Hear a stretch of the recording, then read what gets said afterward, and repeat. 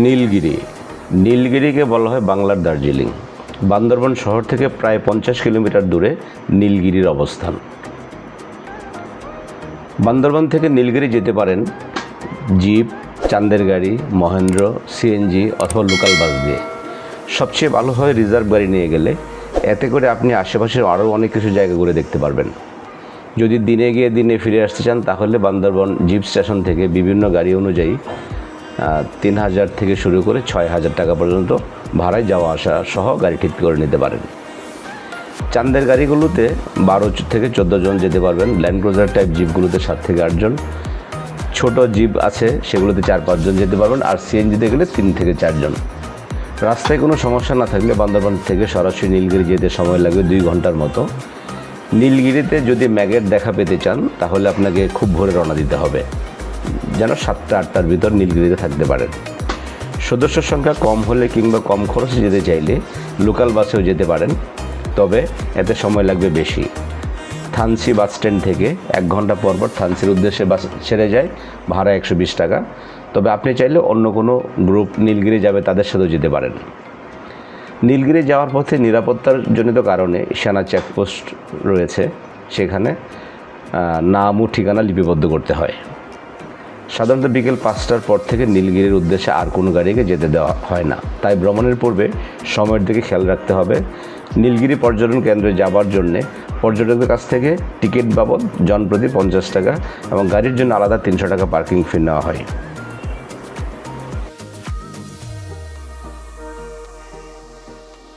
নীলগিরি পাহাড়ের চূড়াতে রয়েছে সেনাবাহিনী পরিচালিত বাংলাদেশের সবচেয়ে সুন্দর পর্যটন কেন্দ্রগুলোর মধ্যে একটি নীলগিরি পর্যটন কেন্দ্র।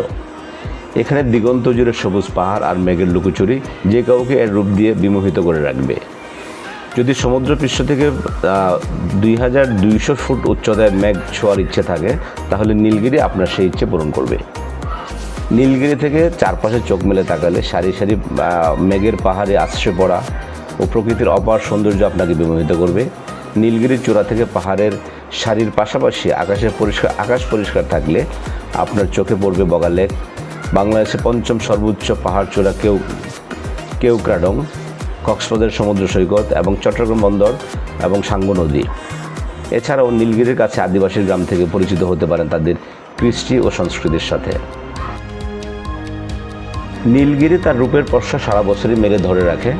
এক এক সময় এক এক রকম রূপের আধার নীলগিরি। সকালে মেঘের ভেলার খেলা, সূর্যোদয়ের আলোর খেলা, বিকেলে সূর্যাস্ত কিংবা জ্যোৎস্না রাতের মায়াময় চারপাশ আপনাকে মুগ্ধ করতে বাধ্য করবেই। সাধারণত বর্ষা এবং শরৎ হেমন্তের মেঘের ভেলার লুকোচুরি খেলা প্রত্যক্ষ করা যায় সুন্দর করে, আর এই জন্য নীলগিরিতে খুব সকালে যেতে হবে। শরৎ আর হেমন্তের মেঘ আর নীল আকাশ মিলেমিশে একাকার হয়ে থাকে। শীতের কুয়াশার চাদরে মরে থাকে চারপাশ, সে দেখার মতো দৃশ্য। তাই নীলগিরি যেতে পারবেন যে কোনো সময়। তবে বর্ষায় অতিবৃষ্টি হলে পাহাড় ধসের আশঙ্কা থাকে বিধায় অনেক সময় নীলগিরি রাস্তা বন্ধ করে দেওয়া হয়ে থাকে।